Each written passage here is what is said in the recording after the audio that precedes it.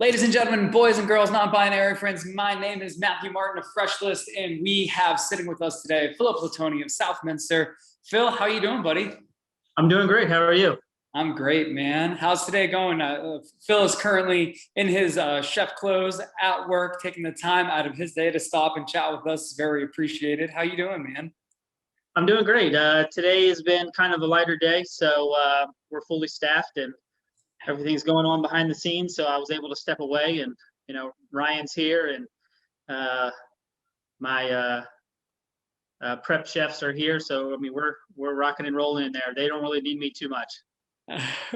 That's awesome. So I just wanted to start this podcast off by saying that we took a vote here at Fresh List, and we've determined that you have the most devilishly handsome smile in all of Charlotte. How do you feel about that? I think you're just being kind because I'm on this episode, but I mean, greatly appreciated. It's like superlatives in high school, I guess. Is that how it was? Yeah, it's cool to get one, but really it means nothing. Do I get like a little trophy or something I get to hold up? We'll make it. We'll make or it something. I love it. Yeah, exactly.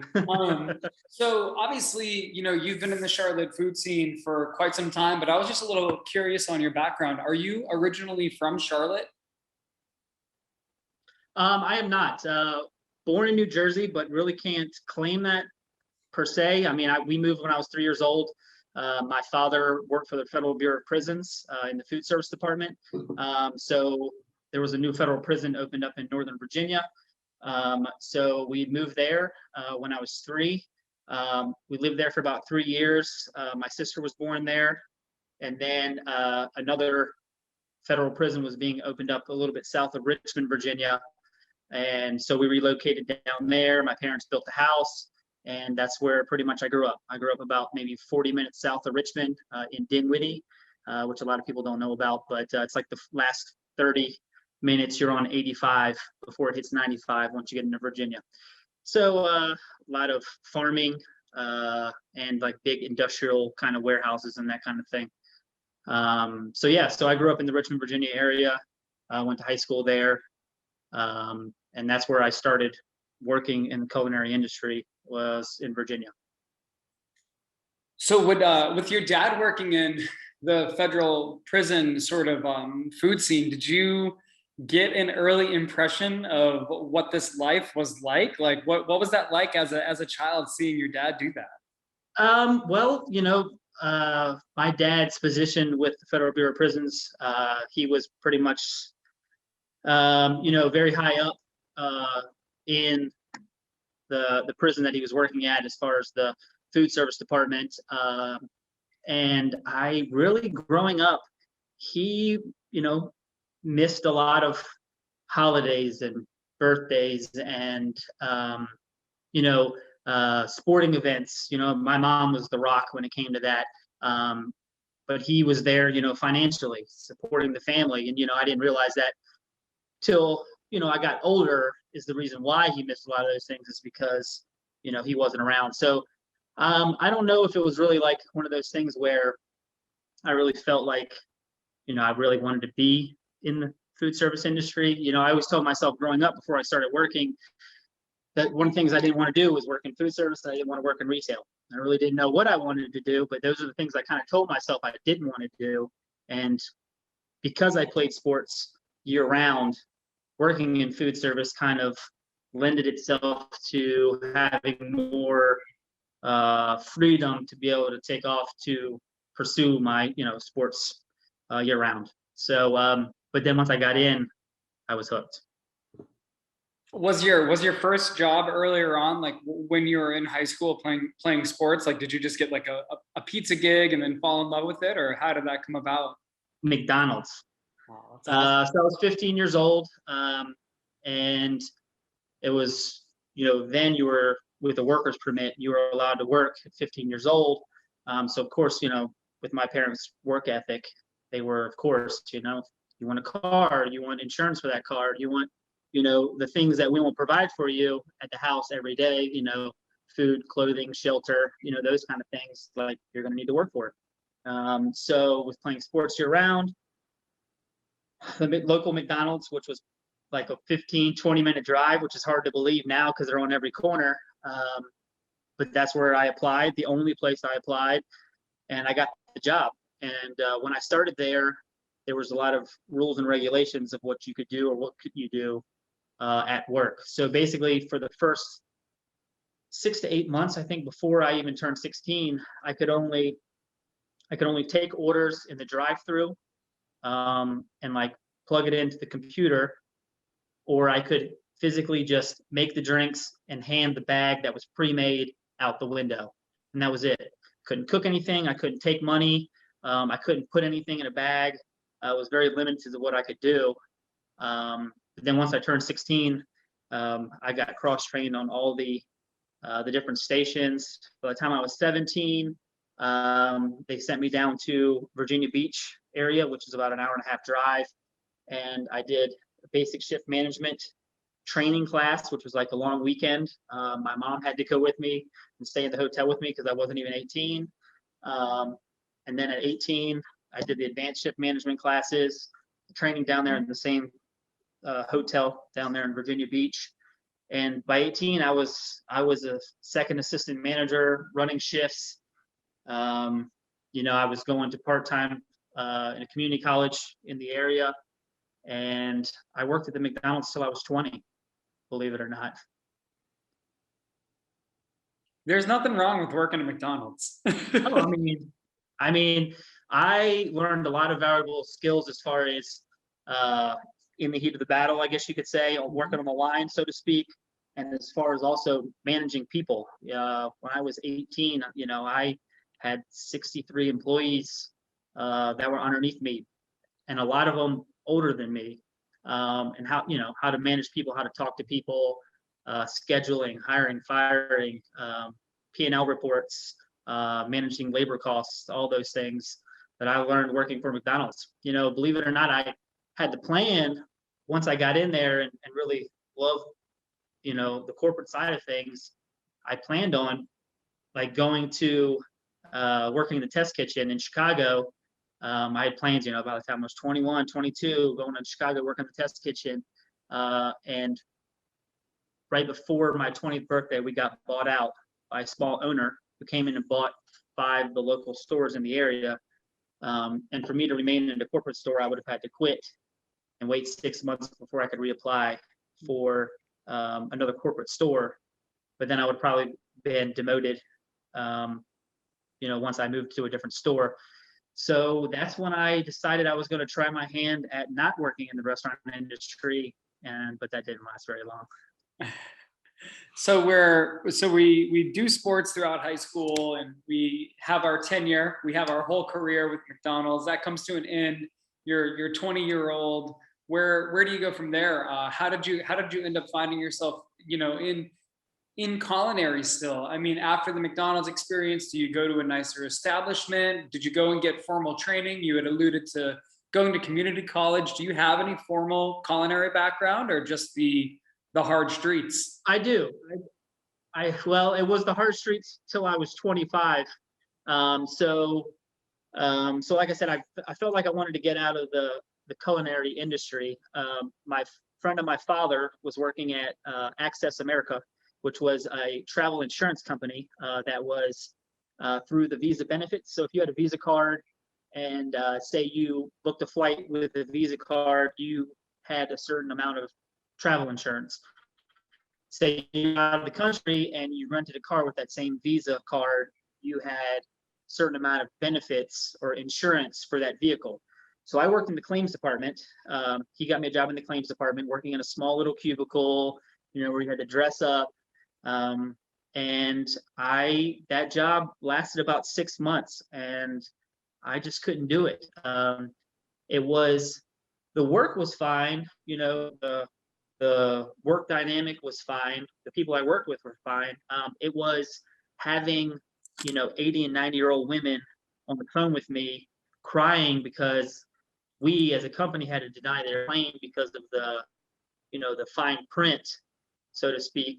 That's what I couldn't take, and no matter what I could tell them or how I felt about this woman and feeling like she should, her claim should be accepted because of the work. I couldn't accept it because, she didn't either have the right documentation or she rented the wrong vehicle that wasn't under the benefits in the fine print. So after that, a friend of mine, his family opened up a Japanese steakhouse.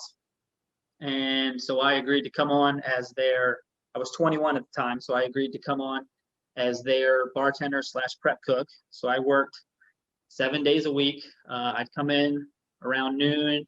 I'd help prep all the stuff for the hibachi grill, help make, the clear soup, the ginger dressings, help clean and peel and devein, hundreds of pounds of shrimp. And then once we opened, I would bartend until close. While working there, I ended up moving up to Richmond, got an apartment, and I'm getting a second job at a 24-hour diner where I'd work the early morning shift. So I'd go in and work breakfast. I was a server / bartender. I'd have a section of 4 tables, 4 tops that I'd work from, like 7 in the morning until like 1.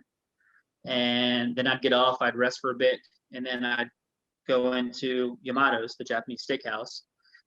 And then probably about a year into living up there, I got a job bartending at like a nightclub kind of thing. So I was working 3 jobs at the time. And so all of this, I was up there for about 3.5 years in Richmond, working the 3 jobs. And a buddy of mine that I was close friends with for probably about 10 years at the time ended up moving down to Charlotte and going to culinary school. We lived together for a while before I moved up to Richmond, and we'd always talked about open up a restaurant. We cook things when we lived together. And so he did it. He came down here and applied at the Art Institute of Charlotte. And he was down here for about 3 months into his first quarter. And he called me up and was like, you got to come down. You got to come down, check out the school, come down and visit, see what it's all about, see what Charlotte's about. Charlotte's amazing. So at the time, I didn't have a vehicle because I could walk everywhere in Richmond. My 3 jobs were all within walking distance pretty much. So I took the bus down. Horrible mistake. 9-10 hour trip, probably 20 stops in between. Finally make it down here. The first visit I came down, I kind of just hung out with him and some of his friends. We did some things in Charlotte, went to some bars, some restaurants, and kind of just checked it out. About 3-4 weeks after that, I took the train down, which was a little bit shorter. It was about a 6-hour train ride. So it was a little bit better than the bus, but still pretty long of a trip down here. On that trip, I came down on a Thursday. So I sat in on a couple of my buddies' classes. And again, just hung out with some of his friends, some of the guys he was in culinary school with. And I was like, man, this is really nice setup. Talked to some of the instructors there. And then it was about 3 weeks later, my dad and I took the trip down. We had to set up like an official tour of the school. So we came down on a Friday, stayed in a hotel. That whole Saturday, we spent kind of walking around the school, going to some of the classes that they had there. It was very limited classes because it was on a Saturday. And I signed up right there. Signed, dotted, X on the dotted line. And packed up all my stuff, bought a car. The next Friday, we moved all my stuff down, got a job that Saturday, started school on Monday. Gosh. Yeah. So that was October. I started school October 2nd was a Monday of 2005. I moved down I guess it was the 30th of September, I guess. And yeah, so got my associates at the Art Institute. So technically, formally trained, I guess you could say. So unfortunately, the school's not there anymore, as some of the viewers or you might know or might not know. But yeah, the Art Institute in Charlotte's not around anymore. But yeah, so got my degree at the Art Institute of Charlotte. Wow. So what a circumstance. It's really interesting. I love hearing everybody's backstory when it comes to how they ended up continuing in the business, how they got started. You know, it's funny because it seems as though food service has been around your whole entire life. So that can stir you, you know, one way or the other. It can make you really excited about it and passionate about it because you understand, you know, you understand the reward of service and of hospitality, but then it can also make you absolutely hate it. So I feel like your journey, you know, whined and waned and brought you to where you needed to be, though. Yeah. Yep. Yeah. Really fortunate, you know, food was a big part of my family growing up. You know, I'm Italian, so um, when my grandparents were still alive and we all lived very close together, I mean, I can fond memories of sitting on the counter when my parents were working and being on the counter, you know, in inches of flour, watching my grandmother, you know, make fresh pasta and hanging up around the kitchen and um, just always cooking a pot of gravy, Sunday gravy or meat sauce on the stove, you know, cooking for multiple days at a time and you know, bacon grease or lard and stuff like that and in tin cans sitting on top of the wood stove, you know, just food was a big part of my family growing up. Both my parents are very good cooks. My mother's sauce, which she's not Italian, but rivals my grandmother's, what I remember of it. Um, and yeah, both my parents good cooks. My father wasn't formally trained. He did like a vo-tech through high school, and then in New Jersey, and then ended up with a job for the government, working running the canteen on the Annapolis Naval Base, and that's how I guess the right person approached him about the job through the prison system, and then you know that was all she wrote for him. You know, he did 25 years of service for Federal Bureau of Prisons, and he retired in '07, but he's been working ever since. That's crazy. So it's interesting to me. So you said you were 25 and it was 2005 when you came to school. So you Yeah, yeah. graduate So 27 I, year old. I'm sorry. Go ahead. So you graduated as a 27-year-old in like 2007-ish? Yeah, August of 2007, I graduated. I was 2007. I was 27-ish, we'll say. Dang. So your experience in Charlotte's food scene has spanned, you know, what, almost 14 years. What do you, or 15 years really. So what do you, Yeah, it'll be 16 this October. Hard to believe. It feels like yesterday.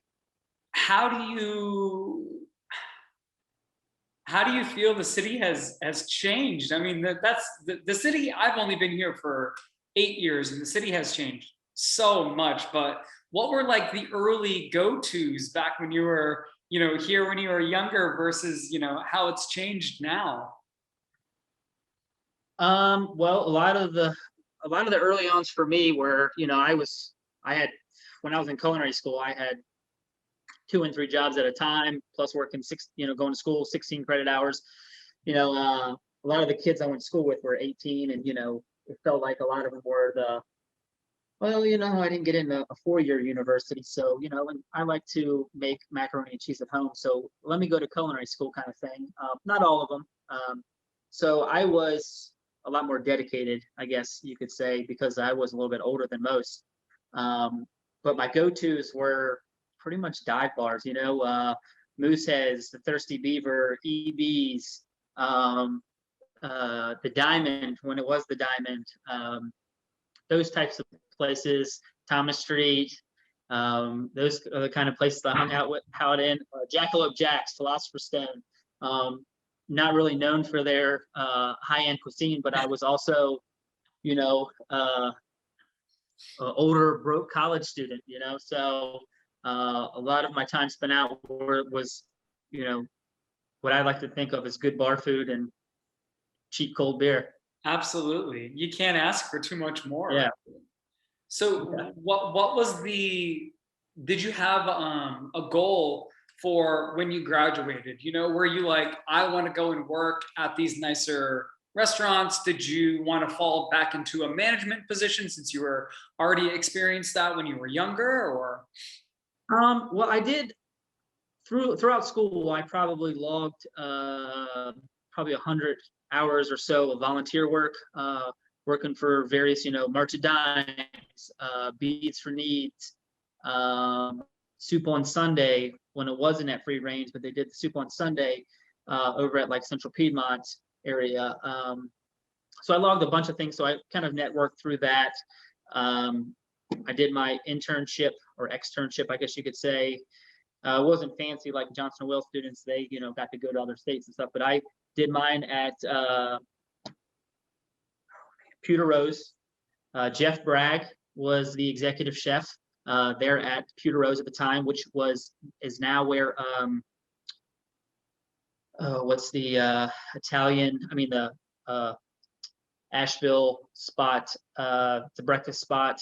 They do lunch too. They have cookbooks now. There's, I think, 2 locations in Charlotte. It's downtown. Tupelo Honey. Tupelo Honey's where the location is now for some that might not know where Pewter Rose was. But Pewter Rose was brunch on Saturday and Sunday, lunch and dinner throughout the week, chef-driven location. But yeah, Jeff Bragg was the executive chef. Brent Martin, who is now with Pasta and Provisions, who was at Summit Room for a while. A lot of people know Brent Martin around town. He was one of his sous chefs. Thomas Martin was, I think, one of his other sous chefs. Nick Lyles was there. A guy named Jan Holt, who worked at Myers Park Country Club, was there. I mean, he had a rock star crew there. But yeah, so I worked there, did my externship there with Jeff, kind of networked some more. I really wasn't sure what exactly I wanted to do. I just graduated in August, and it was probably maybe 2 weeks after I graduated, and they were doing live Hell's Kitchen auditions at the Sand Pit, I think it was, which is over off like Westinghouse over in the Pineville area. It's like this old like dinner theater kind of place, which definitely isn't around anymore. And there's probably like 500 people that came out to this open casting call for Hell's Kitchen. You fill it's like 17-page packet of information about yourself, kind of like situational questions about, if Gordon Ramsay was yelling at you, what would you do? Would you yell back? Would you cry? Would you, try to fight him? Those kind of things. So I was sitting in there, multiple interviews, like big groups of people at big round tables with like probably some junior producer. And I was there probably for like 5 or 6 hours, and they're kind of slowly narrowing it down. But while I was there, I was waiting in between interviews, and I was sitting at like this small table by myself, and this gentleman approached me, and I had recognized him from my portfolio review for my graduation.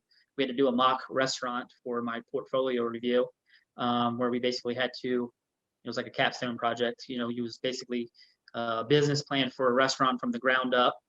And so he was one of the judges. I noticed him from being a judge there, John Catita, who owns Bada Zing, which is like a small hot sauce that he sells around town. It's in a bunch of locations, businesses around town where he sells it.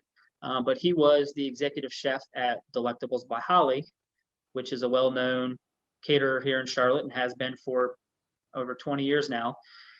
He was looking for a sous chef. So he was kind of going around handing out his business card and handing out applications, and he remembered me from that. And so we got to talking and gave me an application, which I filled out there while I was waiting. It was probably a week after that he called me, and we talked on the phone for about an hour.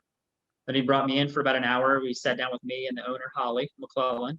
And then I came back a few days later for a cook's test, and I was hired.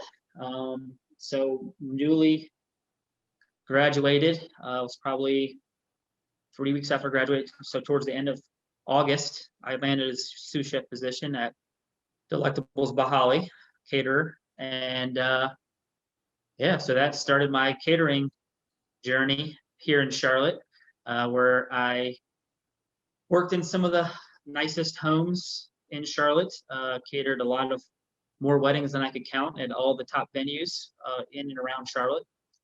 And I was there for almost 7 years. Wow. So 2007 to 2012. I think end of May of 2012. So yeah, like 6.5 years I was there. Man, that's Yeah. crazy. Yep. So So while you were working at Delectables by Holly, were there any other Charlotte chefs that came through that area that you got to work with in that environment?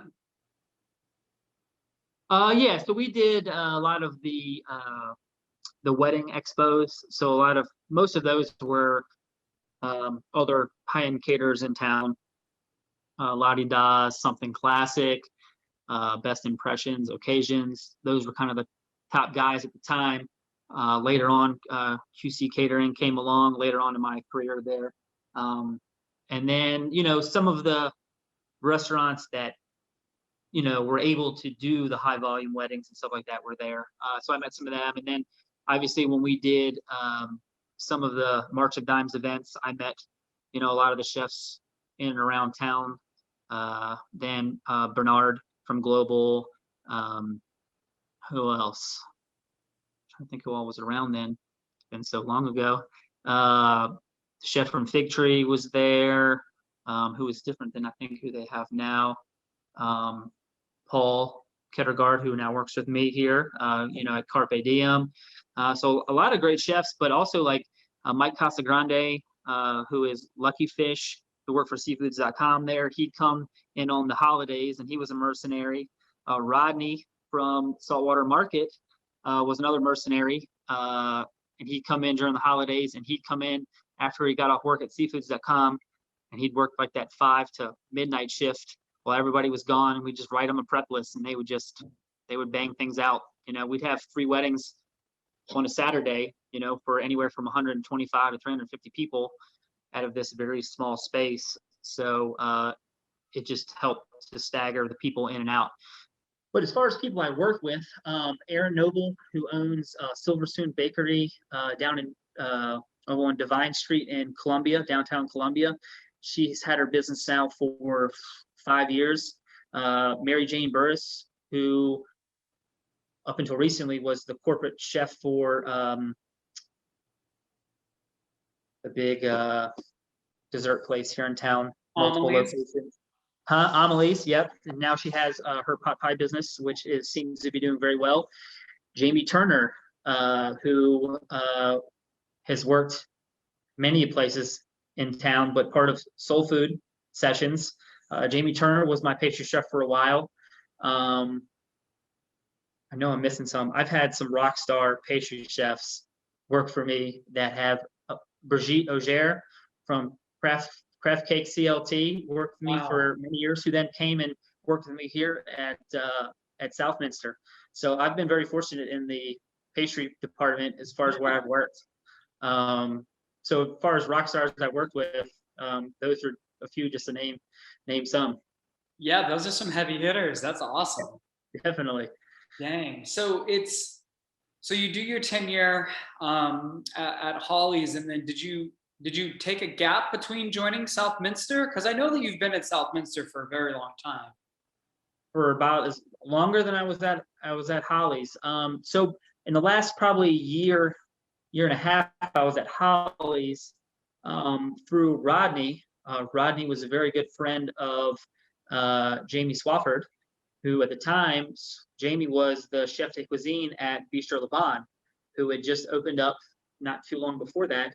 And they were looking for some help on the weekends. So Rodney, over a beer, Rodney introduced me to Jamie, and Jamie brought me in and introduced me to Majid Amarapur, who was the executive chef and part owner then of Bistro Le Bon. And we all sat down and talked for a while.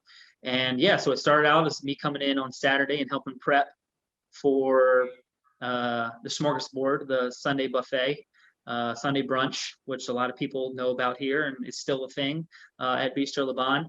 And then I would come in and work the brunch shift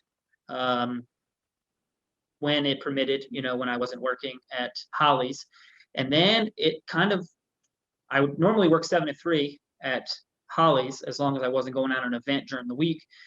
And when I was able to, I would go in and help, expo or just help prep a few nights during the week at Bistro Laban. And then there was Majid's parents passed away. And at that point, I think Jamie moved on and they had hired a new chef de cuisine. But one of his parents passed away. So he went back to his country to take care of family affairs. So for 3 weeks, I worked probably about 60 hours at the catering company and another 30 or 40 a week working the line at the dinner line at Bistro Laban. So that was it as far as when I worked at Delectable Bahali. And then pretty much it was probably around the beginning of May of 2012 is when Marla Thurman, who I went to culinary school with, very good friend. She, I think, is still the executive chef at Pizza Toro in Raleigh. But at the time, she was a culinary teacher at the Art Institute where we went to school.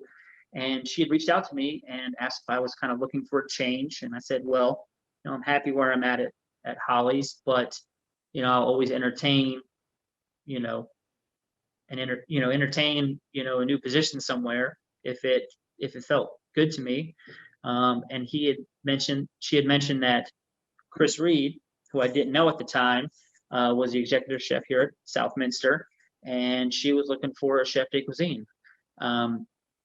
So I kind of asked her what she knew about the place, and she kind of gave me the rundown. She gave me Chris's number, and I called her. And within about 5-10 minutes of talking to Chris on the phone, I knew we were going to be friends and had a lot of the same views, and as far as our feel on local food and just food in general, and her ideas of where Southminster was when she took over, where it was at the time, and what she wanted to be, sounded amazing. So we probably talked for about an hour on the phone that time, and then probably a few days later we talked for another hour on the phone.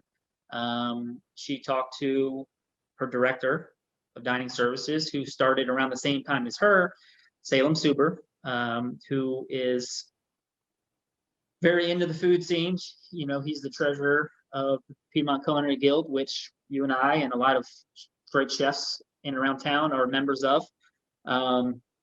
Wanted to sit down for an interview. So I came in, very casual, and we sat down, and ended up being like a 2-hour conversation just about the position and, again, where they were and what they wanted to be. And I was on board. It was hard, but I went back to Holly and told her, everything that was happening. And while they were sad for me to leave, they were happy for me for, reaching the next step, what I felt like was, the next step in my career. I gave them a month's notice to try to, find a person to replace me. And then I started here middle of June of 2012. And here we are. 8 years, it'll be 8 years in June. Very hard to think that too. That's incredible. I'm so appreciative of you sharing your history with us, because I think that it's really interesting knowing most people in our industry have just, in Charlotte specifically, have just been in Charlotte for such a long time. And it speaks volumes to the amount of companionship and camaraderie that our city has, I think, because working and being in this city for as long as somebody like you has, I mean, you get to understand that the city is very small. And I think, especially in our food scene, it's very small.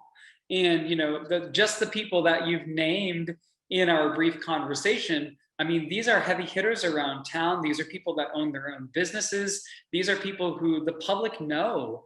And it's interesting to hear all of the ins and outs on who you were with when you were, there. This person, I worked for them, and now we're working again together. And I feel like that's a very big commonality in our city. being with a person here, leaving a little bit, coming back, being with somebody again at another establishment. So obviously, with your experience at Southminster, I'm curious to know, and I don't know, what's your official title at Southminster? So I am the chef de cuisine. So when I first came in for the interview process, they were looking to hire a chef de cuisine here, and they were interviewing two people at the time. It was probably more fine dining experience and what he brought to the table, but David Quintana, who just accepted the chef de cuisine position recently at Haymaker. Go see him, go check him out. We were kind of interviewing at the same time, which I didn't know about. And so once we both interviewed and did our cooks test and everything, they brought David on as the chef de cuisine, and they sat me down and, explained everything to me why, and that they still wanted to bring me on in the management position. So they hired me as the sous chef, one of the sous chefs of two here. So I started as a sous chef.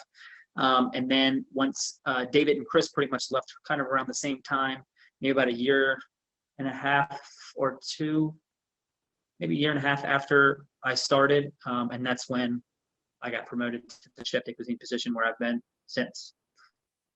So yeah, so chef de cuisine. That's awesome. So I think that I would be remiss if we didn't talk just briefly about the team that you currently work with at Southminster. So, and that's going to segue. I really would like that to segue into hearing your perspective about your current work-life balance and your quality of life that, those of you who listen to this, who follow Phil online, you get to do a lot of really cool things. And I think that speaks volumes to the team that you're currently working with, the structure and the infrastructure that Southminster itself has built. So if you don't mind, rattle off a little bit of the talent who you're currently working with right now over there at Southminster. So we are pretty stacked. And very fortunate. First of all, Salem is all about bringing talent to the team and also supporting local. I mean, that's things he shouts from the mountaintop. One thing he says is, if we had to cut corners as far as money spending somewhere, local products is not one of them. So that being said, so Ryan Forte is the executive chef. He's North Carolina born and raised in Hickory, but has lived in Charlotte for quite a long time. Ran quite a few restaurants for the Bottle Cap Group when they were a lot smaller than they are, namely Braswell's. He ran that for many, many years. He worked at the West End with a lot of other heavy hitters around town, Oscar La Puente,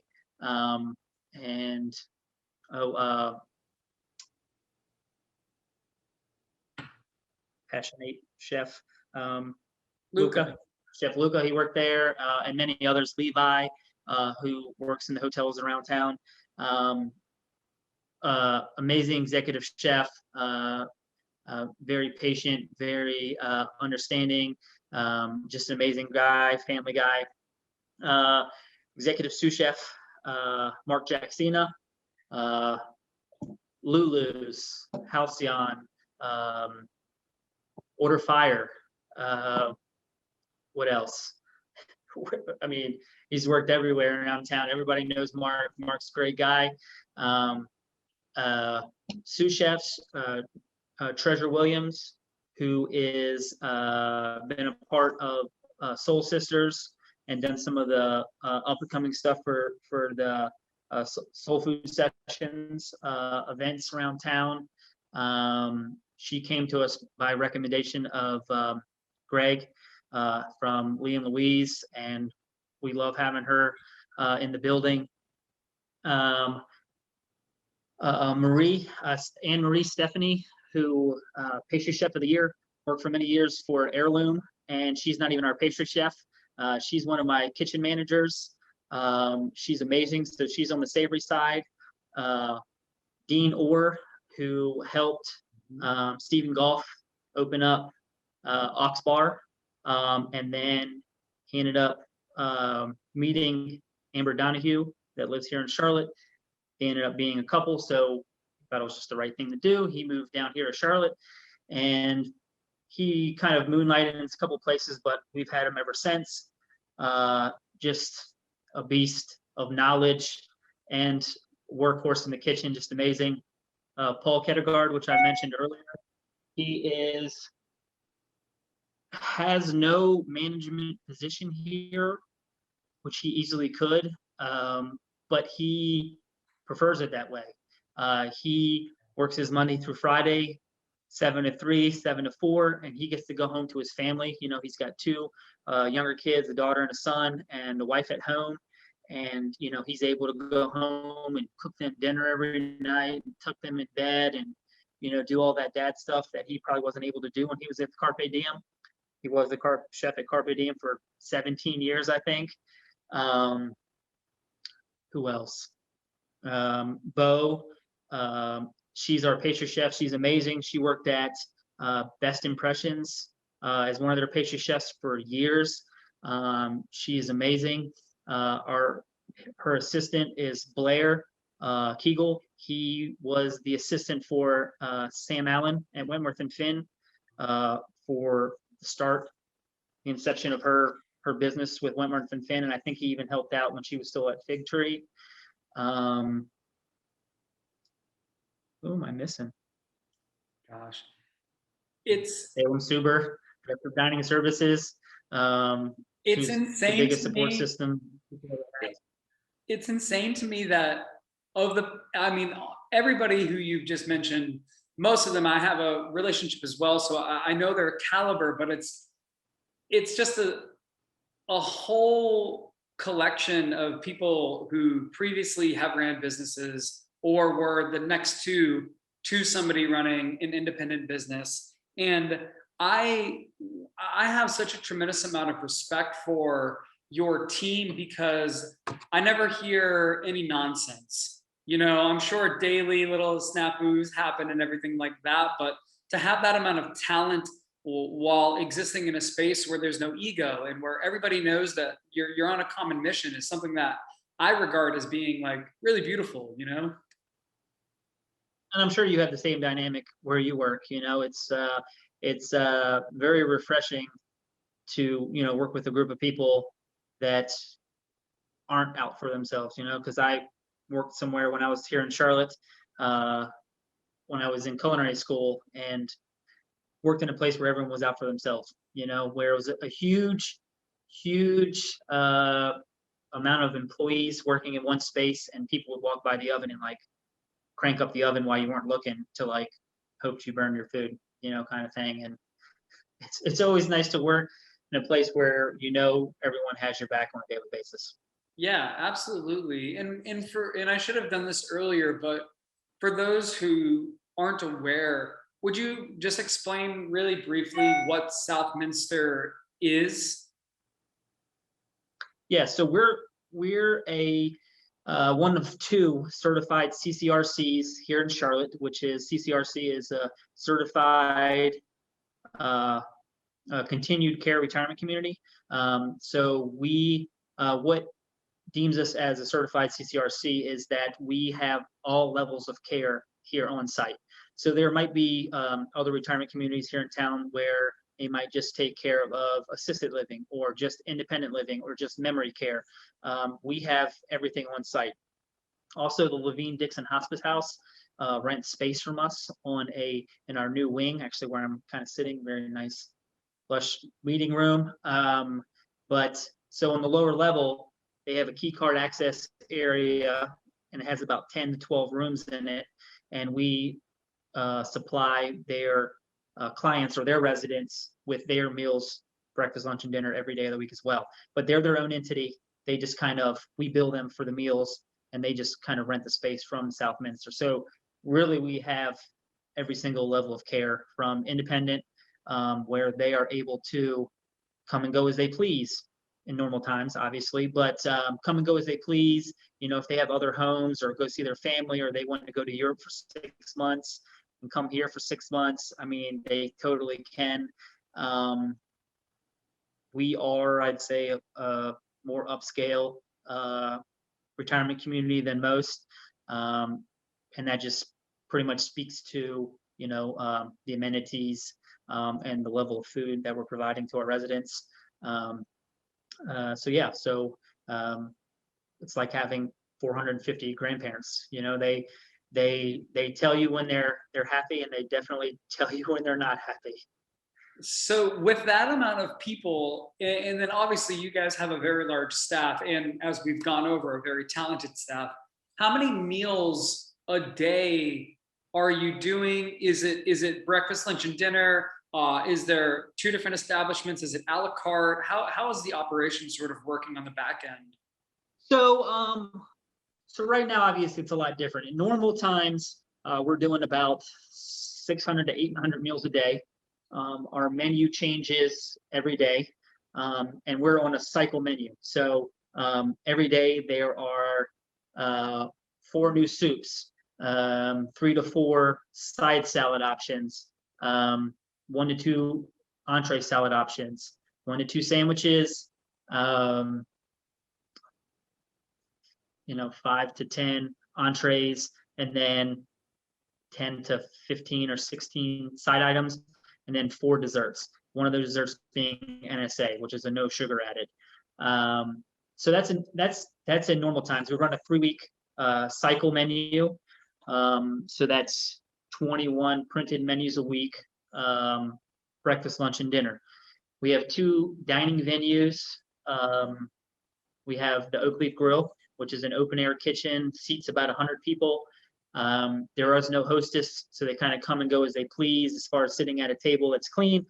There are servers that takes care of them. They take their order, they bring their food, their beverages, clear between courses. And that's an open air kitchen. We have a big dessert case, a full salad bar, where residents can, in normal times, go through it. Then we have a formal dining room that seats 173 people, who in normal times was dinner only. And then Sunday we did a huge buffet, like down the middle of it.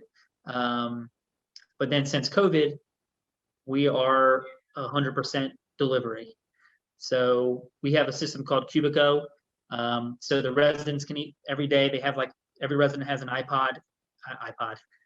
iPad in their apartment or cottage, or their terrace apartment, wherever they live. And it has the daily menu and the menus leading up for the next few weeks. And there's a system where they can go in and pre-order what they want for what meal period and what day. They can also call the Oak Leaf Grill, and a server will answer and physically take their order over the phone. So all those get compiled, and then everything gets boxed and bagged, and delivered in sections depending on what tower or terrace or the cottage area they live in. And right now we're just doing lunch and dinner only. Breakfast we are only doing for our healthcare residents. So our healthcare are the residents that are further along in the progression of life. Sorry about that. The residents that are further along in the progression of life, and it could be anywhere, thing from just problems getting around movement-wise, to Alzheimer's, dementia, to full 24-hour assisted living, nurse care in their room. So those residents, there is no disruption of service. They get meals on nice plates and service, and they get breakfast, lunch, and dinner every day, no matter what, even on Sundays. And then for deliveries on Sundays, we just do 1 meal service on Sundays.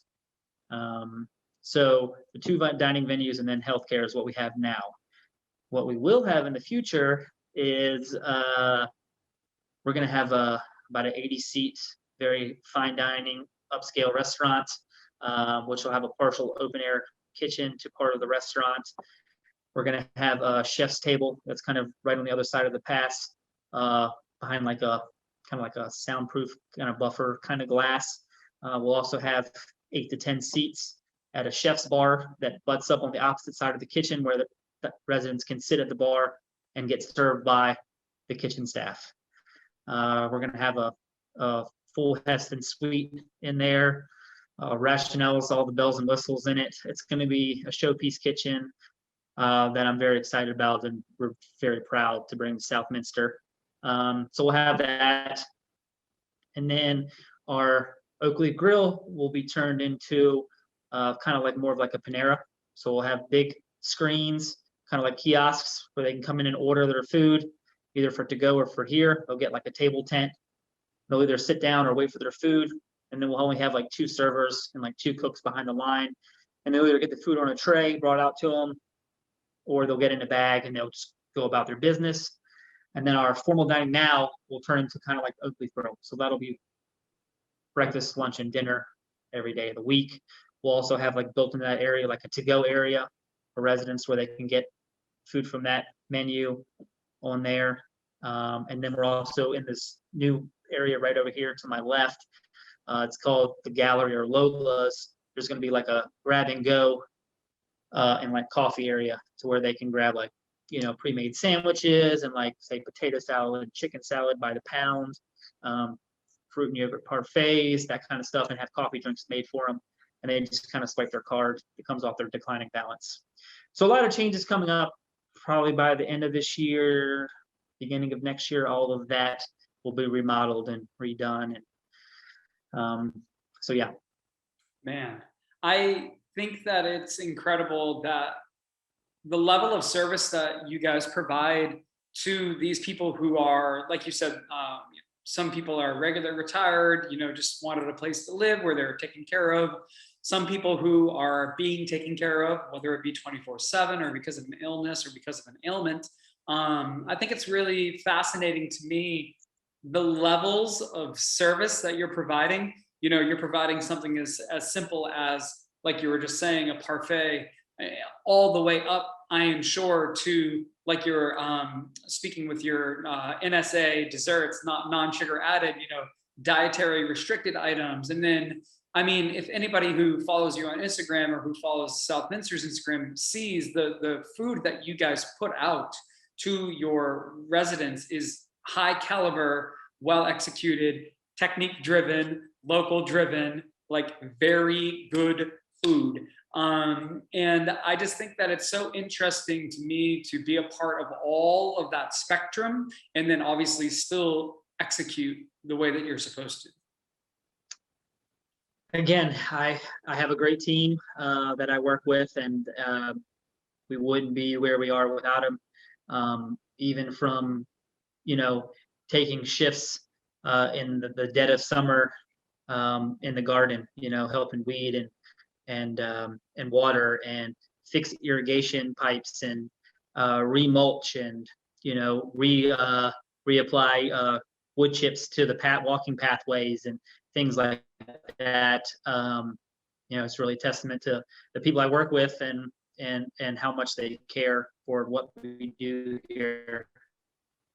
Absolutely. So with your tenure at Southminster, and even with all of the changes that are coming up, you know, it appears as though your working life and your personal life are still, you know, relatively balanced. And I think that a perspective that I was very interested to hear from you was, you know, this isn't the typical restaurant establishment where you're at work until midnight and then you're cleaning until 1:30 and you're not home until 2, and then you eat food like a peanut butter and jelly sandwich and a PBR, and then you go to bed at 3. Like, what is the wake up at noon? I remember those days. Yeah, exactly. How is the experience for you personally?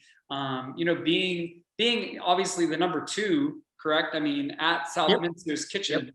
And, you know, I know that I see you do some pretty fun stuff. So I'd love to hear, you know, just your perspective as being heavily involved in the industry still, but still having that balance in your life, I think is so important. Yeah, I mean, Southminster as a whole, not even just my department, you know, in food service, in all the departments in Southminster, they strongly believe in strong work-life balance, as well as doing fun things in normal times for the staff. I mean, all the time they're coming around with snacks and beverage carts, or planning fun little parties, ice cream socials, and things like that for our employees, which speaks highly to Southminster and how much they care for their employees. When I started here, one of the things that drew me to Southminster and wanting to be a part of it, I mean, number one was culinary and their vision for what they wanted to do here, but also coming from working sometimes 100 hours a week, whether it be out on a party or working in the kitchen at the catering company, having a structured pay time off system set into place here. I mean, I would say it probably rivals most any company or business in the country. I mean, they really take care of their employees, and the longer you're here, the more you're taken care of as far as that paid time off. And unless we really have something major going on, or a bunch of people are trying to take off, or if we have like something's going on to where we have blacked out dates, pretty much we tell our employees, if you ask for it off within reason, you're going to get it off. Yeah. We ask that some of them don't take more than 2 weeks at a time, but we have a couple of employees that have family in other countries, and we make exceptions for everything. So the work-life balance here is pretty amazing. Now, don't get me wrong, when I get home, it's still hard to turn it off. With any position, we're in a management position in any business, whether it's food service or not. Sometimes I do bring work home with me, and I'm writing recipes and coding invoices at home till midnight, 1 a.m. But those days are very rare. And I can say, if my team knows, and Ryan knows, my boss knows that I'm on vacation and I'm actually doing things not just like off work and at home, unless it's an emergency, I don't hear from them. And I can't say that I had that in every job that I've worked at. So yeah, the work-life balance here is amazing. I have a dog, and we do a lot of outdoor adventures, kayaking, hiking, backpacking, multi-day backpacking trips on the Appalachian Trail. And by working here, I'm able to do those fun things and have time. My family still lives in Virginia, so if I want to take a 3 to 4 day weekend to go up and spend time with them in normal times, I'm able to do that. And there is no like, I mean, we're busy. I mean, every restaurant's busy all the time, but my team, our team, rallies behind each other, and we know, and they know that they're afforded that time off to do what they want, and we allow that to happen. So they respect it and know that they need to step up when other people need off, so very fortunate. Yeah. Well, it's those sorts of things that make you really appreciate a job, as far down as just handing out little snacks and knowing that your bosses actually care about you and want you to be happy when you come in. And, I think that it's interesting, there's so many different avenues a chef can take in our city. And there's so much merit behind the work that you all do at Southminster. And there's so much purpose that's also behind it, because I am sure in your experience of being at Southminster, there are plenty of these members of your retirement community that by first name, that who their kids are, that you've met the grandkids, you've met the whole thing. They make you look at the family picture and look at this and look at that. And it's that sort of connectedness to your work that's going to make you continue to be passionate and make you continue to show up for the amount of time that you've been there. Yeah, I mean, like I said, we're at about 450 residents now. So, and also being in COVID times, I very rarely see them walking around the halls, and if so, we're all in masks. So sometimes it's hard to recognize who's who.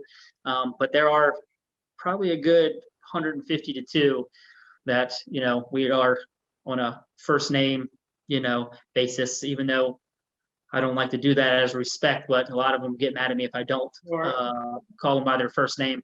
And yes, their kids come in, or the grandkids come in, and they, tell me about their grandkids' accomplishments and what they're doing in school, and even just, I randomly will get in our mailbox, we'll get these little handwritten cards, thank you cards from different residents around the campus, where we as chefs, we as cooks in the kitchen feel like, yes, we're doing great food. Yes, we're doing the best we can during these times, but we feel like because we're not putting like well garnished food on plates with like, sauces and built a certain way because everything's going in boxes, that we feel like, we're kind of like in a creative slump. Yeah. But just to get those notes from them saying how much they appreciate it just lets us know that we're doing the right thing here, and that we're making a difference in the lives here, even though they might not be able to dine together. Yeah, absolutely. Well, we at Fresh List love you guys. We love what Southminster is doing. We love how, you're in a different line of hospitality and a different line of food service, but you still remain rooted to those core chef principles. And, I think that the hospitality that you're providing these people, easily just from listening to our conversation together, it speaks volumes to what you do to make sure that everybody is comfortable there. And that's really cool. One of the main things that I want to do with our little Fresh List, I don't know if I'm calling this a podcast or just a candid conversation, is showcase people around our city who are making a difference, who you might not know. I mean, not every resident in Charlotte can come and eat your food. You're a members only facility, but that doesn't negate the fact that what you're doing is still incredible and is still amazing in your establishment, which is why I wanted to make sure that we hung out and make sure that people understand, how cool you are and how great you are for the city, even if you're, not at, the best new restaurant that just opened up last year. The work that you're doing is honest and very important to our city and obviously to our old people. I mean, hey, I got a mom, I got a dad. I want them to be taken care of when, they get older. And so I really tremendously thank you for what you do, and thank you for being here today and hanging out and sharing your story. I can't say enough about you guys or the squad over at Southminster. I really can't. Well, I appreciate it, and we appreciate it. Southminster, as a whole, we don't get a lot of the spotlight drawn on us, except, and we're definitely a niche here in the city. But, we'd like to think we're putting good food on the plate, and the people we do feed are happy with what we're doing, and that's all we can ask for. And we really appreciate the partnership we've had with Fresh List since you guys have been around.